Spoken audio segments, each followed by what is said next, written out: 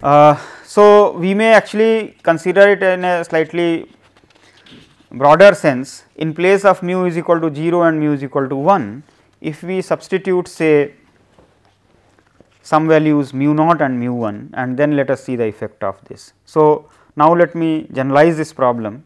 X 1 x 2 x n follows normal mu 1, and we are testing the hypothesis whether mu is equal to mu naught against h 1 mu is equal to mu 1, where let me take mu naught to be less than mu 1.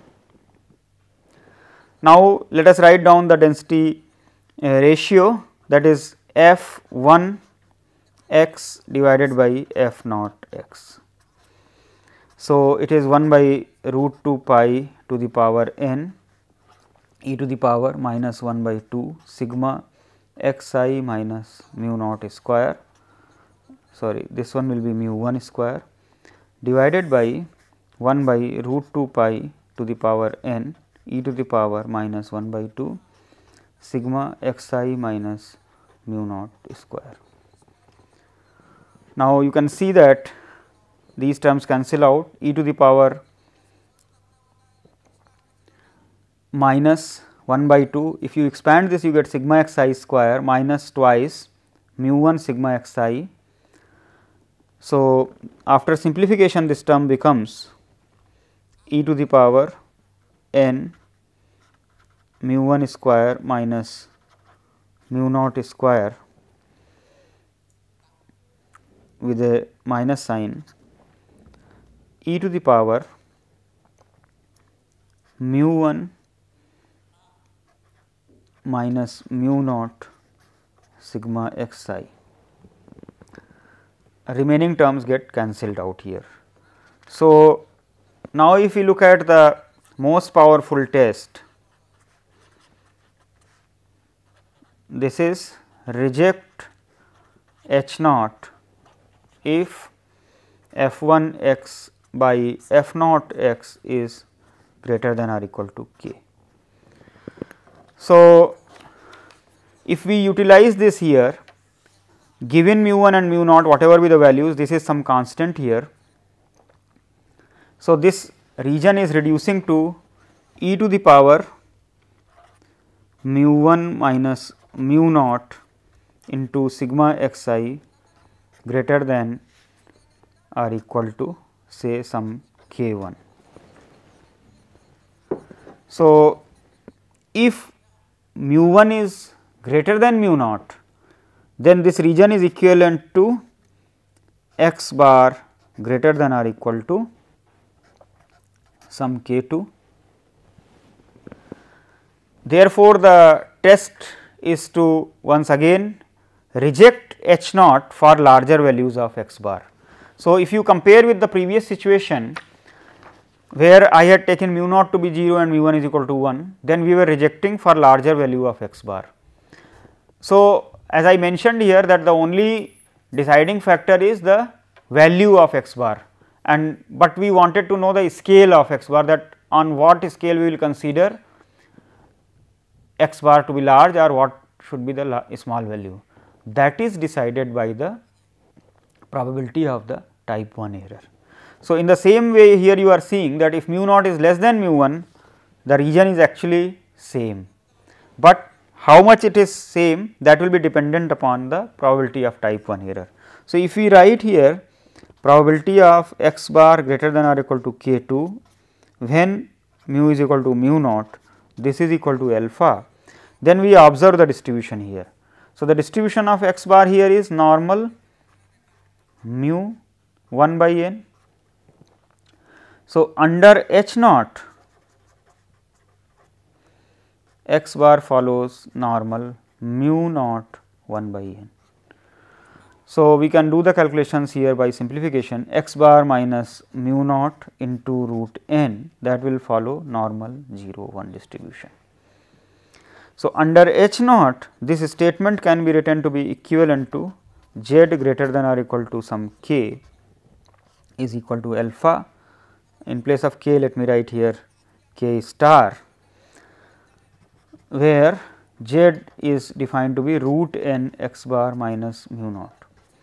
So, this point k star becomes the upper 100 alpha percent point of the standard normal distribution. This is the point k star. This probability is alpha. Therefore, this k star is actually Z alpha point here. So, as a practical example, if we substitute different values here, say mu is equal to -1, then the rejection region is changing root n x bar plus 1 greater than or equal to Z alpha. We have seen the example earlier that if I am putting say alpha is equal to 0.05, then Z alpha is equal to 1.645. So, the test will become in that case root n x bar minus mu naught greater than or equal to 1.645. This is the rejection region. So, if I say take mu naught is equal to say -1, then this will become root n x bar plus 1 greater than or equal to 1.645. So, if we compare with the previous example where mu was 0, then it was root n x bar greater than or equal to 1.645.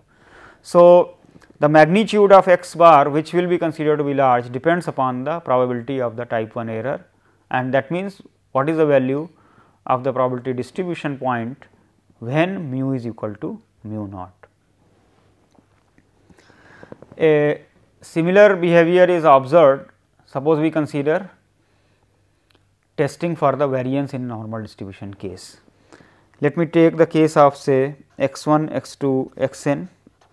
For convenience, let me take the mean to be 0 and variance to be sigma square, and we are interested to make a test of hypothesis about say sigma square.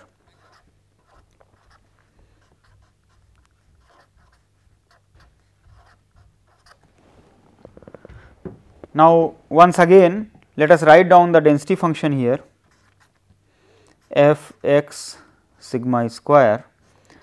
So, we need to write for the joint distribution of x 1, x 2, x n here. So, that is 1 by root 2 pi sigma to the power n e to the power minus 1 by 2 sigma square sigma x I square. Since I have taken the mean of the normal distribution to be 0. So, the joint distribution of x 1, x 2, x n turns out to be this one.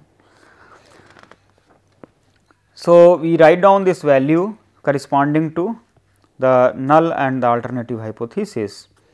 So, when sigma square is equal to sigma naught square, then this is becoming 1 by root 2 pi sigma naught to the power n e to the power minus 1 by 2 sigma naught square sigma x I square, and f 1 x in a similar way will become 1 by root 2 pi sigma 1 to the power n e to the power minus 1 by 2 sigma 1 square sigma x I square. So, if you consider the ratio f 1 x by f naught x, that is equal to, so now this will become equal to sigma naught by sigma 1 to the power n e to the power 1 by twice sigma naught square minus 1 by 2 sigma 1 square sigma x I square. So, by Neyman-Pearson lemma, the most powerful test of H naught versus H 1 is reject H naught if f 1 x by f naught x is greater than or equal to k. Once again we notice here that this distribution of x is continuous distribution. So, the distribution of the variables involved here, for example, here sigma x I square is involved, that is also continuous distribution. So, here without loss of generality we can write greater than or equal to, because the probability of the statement being equal to k, that is f 1 by f naught equal to k, that probability will be 0. So, this equality can be included here. So, now if we look at the ratio here, this is greater than or equal to k, then this will reduce to, because sigma naught and sigma 1 are the known constants. So, this condition is gone, and if we take the logarithm, then we get it as this condition is equivalent to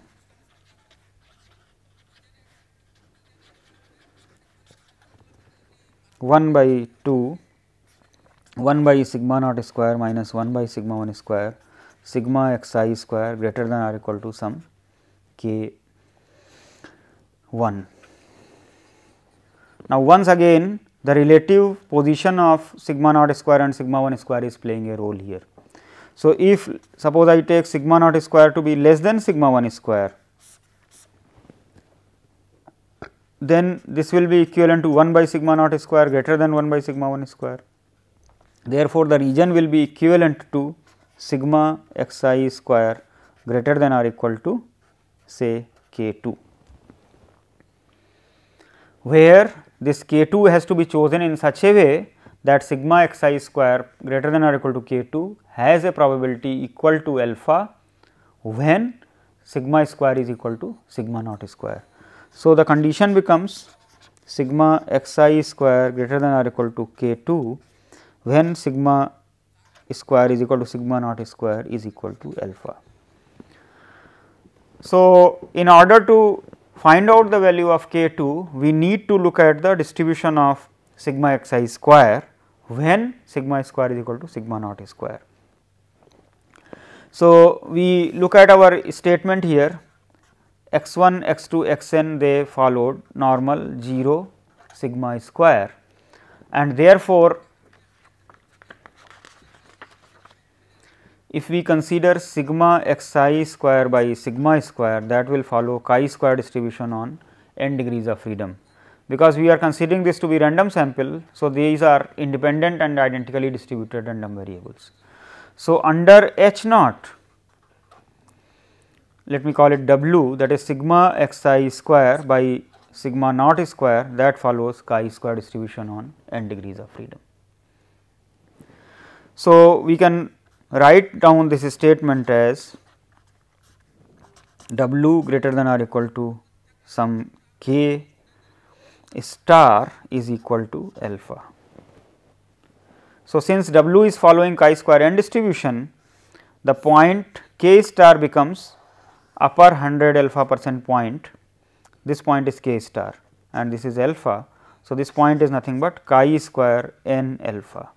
That means, the test is reject H naught if sigma x I square by sigma naught square is greater than or equal to chi square n alpha. Let us interpret this test here. We wanted to test whether the variance of a normal distribution is less or more, because sigma naught square we took to be less than sigma 1 square. Now, when mean is taken to be 0, sigma x I square by n is a estimator. We have actually calculated the maximum likelihood estimator. So, that is an estimator for sigma square. So, as a layman you will base your decision on the value of sigma x I square by n. That means, for a smaller value of sigma x I square by n we will tend to accept H naught, and for a larger value of this we will tend to accept H 1, that is rejecting H naught. So,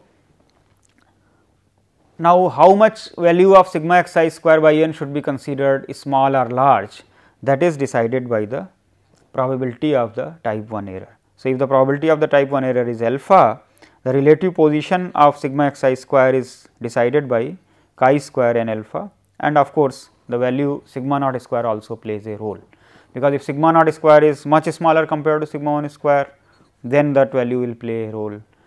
So, the test here you can see that relative position is dependent upon the value of the parameter in the null hypothesis, and for the power function it is reverse. We are making use of the alternative hypothesis value, that is the power will increase or decrease according to the value of the parameter in the alternative hypothesis here.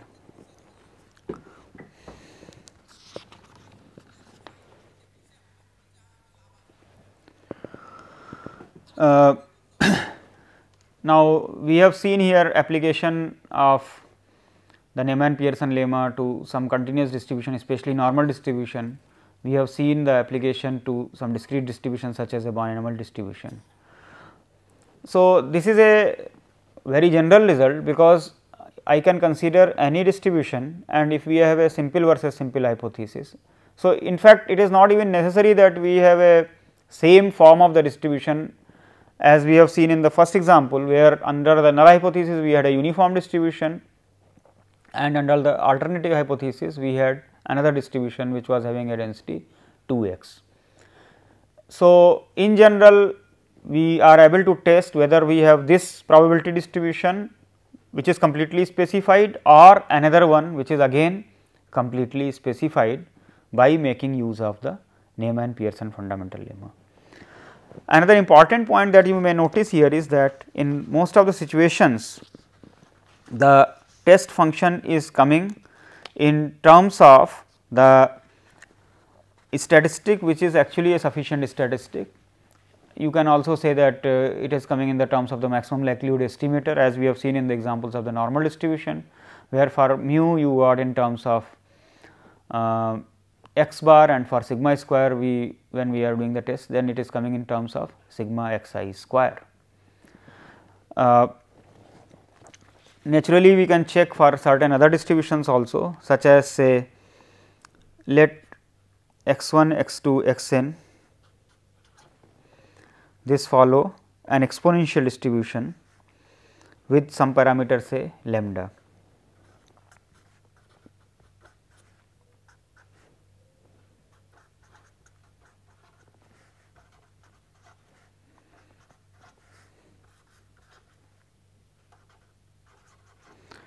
Before I discuss this example, let me take the other case also, where sigma naught square may be greater than sigma 1 square. Then let us see how we are distinguishing.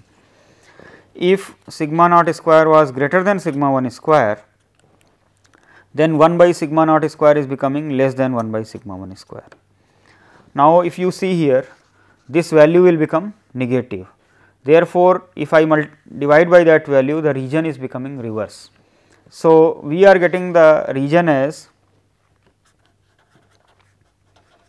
then the rejection region is sigma x I square is less than or equal to k, say k 1, or let me put it in another way in place of. So, once again we will have probability of sigma x I square by sigma naught square less than or equal to some k star is equal to alpha. So, here it is turning out to be the left hand point. We are saying this value is alpha, that means this upper value is 1 minus alpha. So, this k star in this case becomes chi square 1 minus alpha n point. That means, the test is to reject h naught if sigma x I square by sigma naught square is less than or equal to chi square 1 minus alpha n.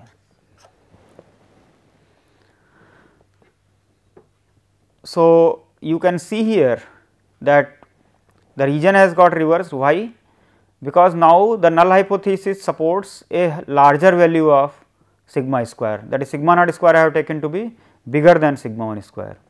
So, a smaller value of sigma x I square will be in favor of the alternative hypothesis, which is against the previous case where a higher value was supporting the alternative hypothesis. And once again, that on the relative scale, that how much value of sigma x I square will be considered to be larger or smaller, that is determined by the probability of the type 1 error and the value of the parameter in the null hypothesis here. Now, let me consider the example which I mentioned earlier, that is of a exponential distribution, and we may like to test say lambda is equal to say 1 against say lambda is equal to 2. Now, the question is that when we are discussing distributions which are different than the normal distribution etcetera, we may get a statistic where the distribution of the statistic which is appearing in the test function may not be simple. Then we may have to use certain transformations and get the distribution of that. so that one may make use of the tables of the standard distributions to find out the exact test of the hypothesis. So, in this particular case, for example, let us write down the joint distribution. So, f 1 x by f naught x. So, here the joint distribution f x lambda, that becomes lambda to the power n e to the power minus lambda sigma x I, when all the x i's are positive, it is 0 elsewhere. So, f 1 will be correspond to the value of lambda is equal to 2, then this becomes 2 to the power n e to the power minus twice sigma x I divided by, when I put f naught, that is corresponding to lambda is equal to 1, I will get e to the power minus sigma x I. So, we are saying the test is reject H naught if this is greater than k. Once again, without loss of generality, we may include equality here or we may delete equality, because the distribution of x i's are continuous, therefore, the distribution of sigma x I will also be continuous. In fact, we know the distribution of sigma x I here. Firstly, let us simplify this. So, this region is equivalent to, if we take this in the numerator, it is reducing to sigma x I greater than or equal to some k 1, because this coefficient we can remove, and when we take logarithm, this is reducing to sigma x I less than or equal to some k 2. Now, we have to find out the value of k 2 such that the probability of type 1 error, that is sigma x I less than or equal to k 2 is equal to alpha. So, we make use of the distribution theory here, as I was mentioning. Sigma x I will follow gamma distribution with parameters n and lambda by the additive property of the exponential distribution. The sum of independent exponential variables is a gamma variable. So, under H naught, sigma x I will follow gamma distribution on n and 1 degree of freedom. Now, what is this distribution? If we write down, let me denote it by say y, then the density of y is 1 by gamma n e to the power minus y, y to the power n minus 1. So, if we consider say 2 y is equal to say w, then the distribution of w is equal to 1 by 2 to the power n gamma n e to the power minus w by 2 w to the power n minus 1 for w greater than 0, which is nothing but probability density function of a chi-square distribution on 2 n degrees of freedom. So, now under H naught, we can write this as probability of w less than or equal to some k star, that is equal to alpha. So, this w is having a chi-square distribution on 2 n degrees of freedom. So,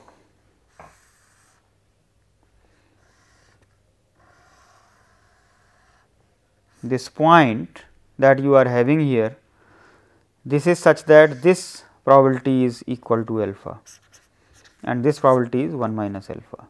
So, k star naturally turns out to be chi square 2 n 1 minus alpha.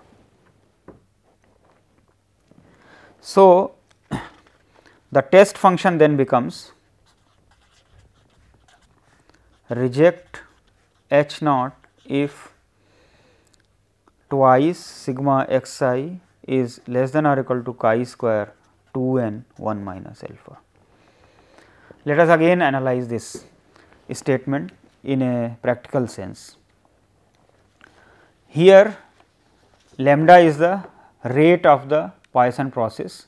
So, basically the mean was 1 by lambda.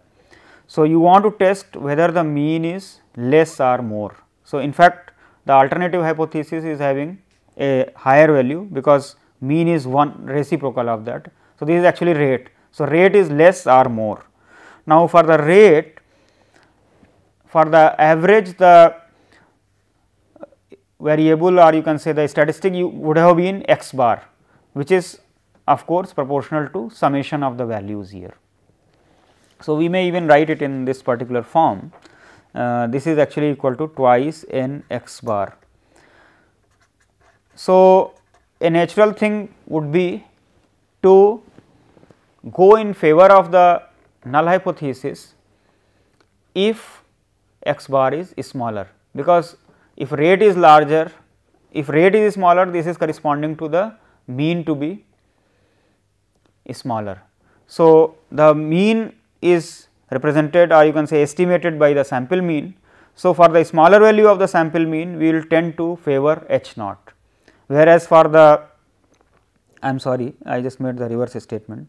Here the null hypothesis is corresponding to lambda is equal to 1, against the alternative hypothesis lambda is equal to 2.